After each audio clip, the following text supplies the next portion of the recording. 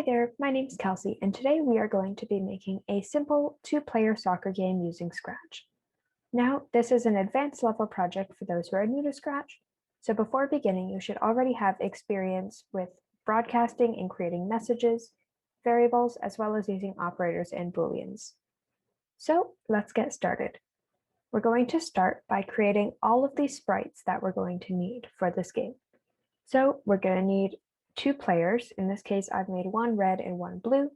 You're going to need two goals, a ball, and finally a goal message. This will just show when a player gets a goal. So let's get started with one of the players. You'll see for this one, I've just made them circles. You could make them whatever shape you'd like. And I've used this circle tool here to create a circle. You could choose to fill it if you'd like. And that is how I created my sprites. So you see I have a red one for the player on the left, and I've created a blue one for the player on the right. So you can create your sprites like that. Then we're going to create our goals. So you'll see what this is I've basically created a rectangle, and then I've used this line tool to fill it in with different lines. You can change these to make them white if you would like. And then once your sprite is complete, you will just position it in your field. So we're going to make two of these. If you create one and you'd like a simpler way to make another, you can simply right-click on it and choose this duplicate option.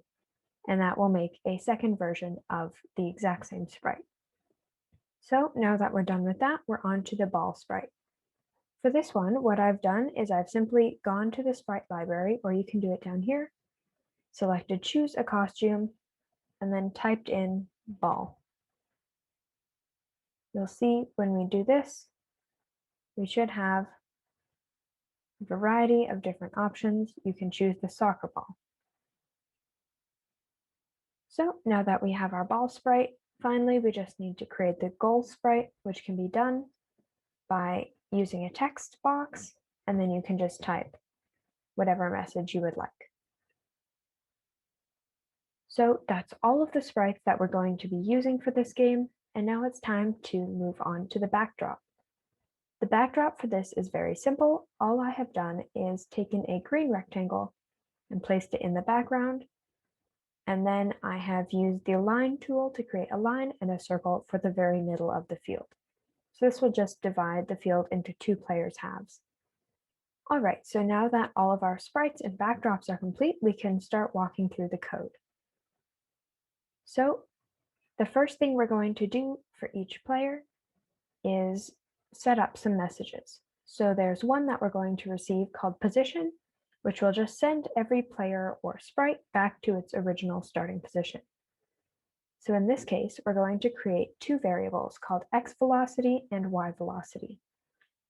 So the x velocity, as you may assume, will control the ball's movement in the x direction, and the y will control in the y or vertical direction. So we're going to start by going to variables and setting both of those to 0. And then we're going to go up to motion and set the ball's location to its initial starting position. So in this case, I have chosen -200 and 0.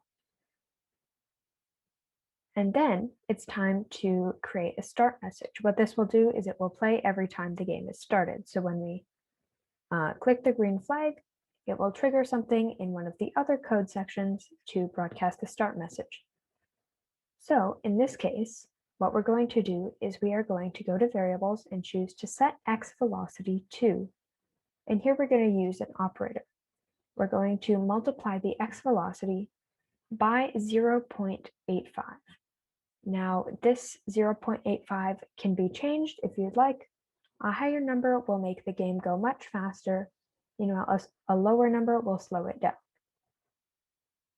And then we're going to go to motion, and you can decide to change x by, and then go to variables, and we're going to select the x velocity button. What this will do is it will just change the x position of the ball by whatever the x velocity is. So now that this section is done, we're going to do the exact same thing for the y velocity. So you're going to take your variable, set y velocity to itself times 0.85. Again, you can change this value if you would like. And then we're going to change y by the y velocity. And now we're going to define what happens when the keys are pressed, which will allow us to move our sprites. You'll see when I press different buttons, I'm able to move this red sprite up and down. So to do that, we're going to start by going to Control, and then we will grab an if statement. So you'll drag that out, and then we can go to Sensing and choose a key pressed. You can change the button that will be pressed. And what this will do is it will essentially trigger the code to do something when that key is pressed. So then what I want to do is change the x velocity by 1. This means when the D key is pressed, the ball will move a little bit to the right. Then I'm using the A key to move it to the left. So I've just done change x velocity by -1. Then you'll notice I have also used W and S keys. So W will change y velocity by 1, which will make it move up. And S will change it by -1, which will make it move down. So these are the basic code for each of these players. Now it's time to move on to the blue player. You'll see the blue player will have the exact same code, with the exception that the starting position, instead of -200 and 0, will be 0. Other than that, all of this initial position code is the same. And then for the start, you'll see most of this is the same as well. We're going to set x velocity to itself times 0.85, change x by the x velocity value, do the same for our y. And now for our keys, instead of A, S, W, and D, we're going to be using the right, left, up, and down arrows. So in this case, just like we did with our red sprite, the right arrow is going to change x by 1, which will move it right. Left will change it by -1, which will move it left. The up arrow changes it by 1, which moves it up. And the down arrow changes y by -1, which will move it down. So again, these are just the very basic controls for these sprites movement. All right, so now that this is done, it is time to move on to the code for the goal message. So you'll notice that both of our goalposts have no messages in and of themselves. They're just there so that we can detect them. And technically they could be a part of the backdrop. In this case, I found it simpler to just make them sprites. All right, so moving on to the goal message. What we're going to do is we're going to start by deciding what happens when the green flag is clicked. You can find these first 3 blocks under the events menu. So we're going to take a when green flag clicked, and then 2 broadcast messages. The first one, we're going to broadcast position, which, if you'll remember, will set all players back to their original spots. And then the start message is what will give them their initial velocities and allow them to move. So we're going to start by calling those, and then we're going to create 2 more variables. We're going to call these red score and blue score. And you can see them up in these top corners of the game screen. And we're going to start by setting these to 0 so that, as you would in a normal game, both players will start with 0 points. These points will increase as a player scores a goal for their side. Finally, we're just going to hide the sprite because we only want it to show itself when there is a goal. And now we're moving on to the second code block. You're going to go to events and then choose a when I receive message, and you might need to create a message called goal.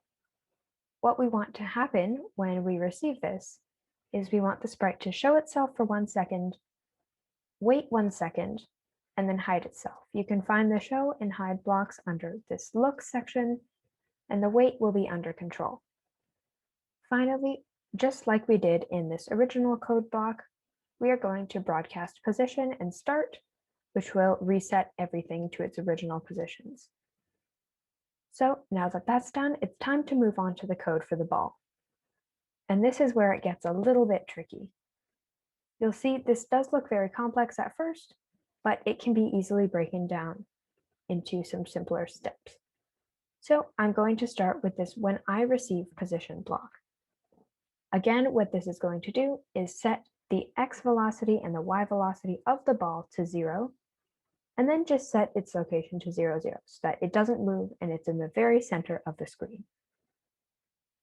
So again, this is just our basic position code. And now we're going to get on to what happens when the sprite receives the start message. You'll notice this one is a little bit long, but there is some repetition, so don't worry, it's not as hard as it looks. You're going to start by grabbing a when I receive block and choose the start message.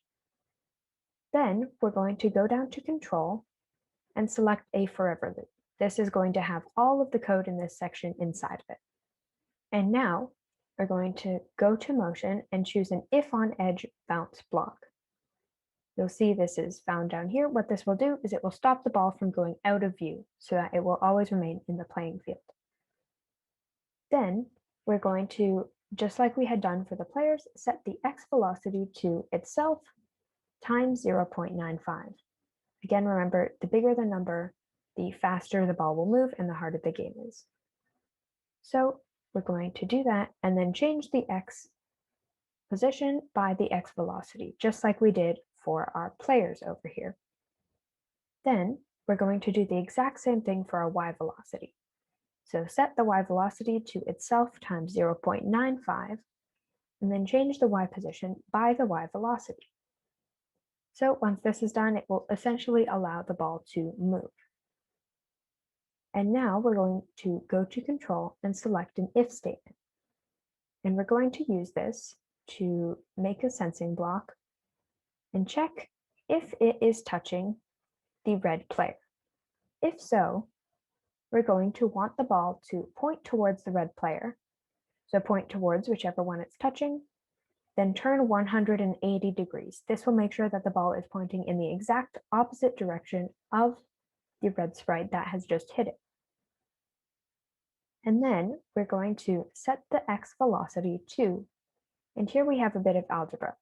So this might be a little bit different depending on how you like your game settings, but this is what I found works best for this game. So we're going to get operators, and you'll see we have our absolute value of block down here. We can use this to use our sine, cosine, and tangent. So we're going to start by setting the x velocity to the sine of the direction, which will be where it is pointed, times 3. And then we're going to add that to the red player's x velocity times 1. So basically just the x velocity of the red player. This means the harder the red player hits the ball, the faster the ball is going to move and the further it will go. And then for the y velocity, we're going to take the same equation, except instead of sine, we're going to use cosine. So then we'll have the cosine of direction times 3 plus the y velocity of the red player times 1. So once this is done, this will allow the ball to move when it touches the red player. Otherwise, it will just stay in one location. Then what we're going to do is you can actually duplicate this block of code if you like. What you could do is if you right click, you can just click duplicate and it will create a duplicate of that section of code. So you're going to insert that right below so that you have if touching the blue player, then it will point towards the blue player and turn 180 degrees, which will turn it again so that it's facing the opposite direction of the blue player. And then we're going to do the exact same arithmetic we did up here. So set the x velocity to the sine of the direction times 3 plus the x velocity of the blue player times 1. And you'll see we've done the exact same thing, but with cosine for the y velocity. And finally, we're going to decide what happens if the ball is touching both players at once. So if both players meet in the middle and sandwich the ball between them, in which case we're going to grab another if statement from control, and then you can use an operator, the AND operator, and 2 sensing blocks. So this will check if the ball is touching the red player and the blue player at the same time. If so, we're just going to set the x velocity to 0 and do the same for the y velocity. This will just make the ball stop where it is until only one player is touching it. So now that that is done, it is time to move on to another start message. All right, so in this section of code, we're going to start by going to events and choosing a when I receive start block. And then we're going to grab a forever loop from control and a couple of if statements. Inside the first one, we're going to check if the ball sprite is touching the red goal, which again is this goal sprite over here. If so, we're going to check if the absolute value of the y position, so that would be either the negative or positive value of it, is greater than 75 plus 0 minus the absolute value of the y velocity. Now again, this algebra is subjective and it might change depending on your game, but this is the one that I found most efficient to check if it's touching the goal. Then we're going to check if the y position is greater than 0. If so, we're going to set the y velocity to the absolute of y velocity, which is either positive or negative y. So what this will do is it will basically just trigger the goal. Then we're going to check if the y position is less than 0, then what you can do is you can duplicate this code, and we're going to set the y velocity to 0 minus the absolute value of the y velocity. So essentially negative of whatever we have up here. Then we're going to, in the else section of one of our if statements, we're going to change the blue score by 1 because it means blue has just scored a point. So you can find that in your variables and change blue score by 1. Then finally, we're going to broadcast the goal message. You'll remember we created this when doing the code for the goal sprite, and wait. This will just wait until the goal message is complete. Then we're going to go to variables and set the x and y velocities to 0 and set the ball's location to 0, 0. So this will just reset the ball's position in the center of the field. And now that that's done, it's time to move on to the second section. You'll notice this is almost the exact same as this upper code section. I'm going to bring this up to compare them, and you'll see these two code blocks are almost exactly the same. So again, you can get this to work by right-clicking, and you can choose the duplicate option. This will duplicate the code, and then all you're going to need to do is make a couple small changes. Again, check if we're touching the blue goal, which is the one on the right instead of the one on the left. And then we're going to keep all this code here the same. Finally, the only other change we're going to make is down at the bottom, we're going to change the red score by 1, because if the ball is touching the net on the right, it means the red ball has just scored. And then we're going to broadcast the goal message and wait, just like we did up here. Then finally, we're going to set the x and y ball velocities to 0 and go to 0, 0. So once this is done, we have the whole game completed. So you'll see if I were to play, we can have one ball score a goal. Notice the goal message will appear and the score will change by 1.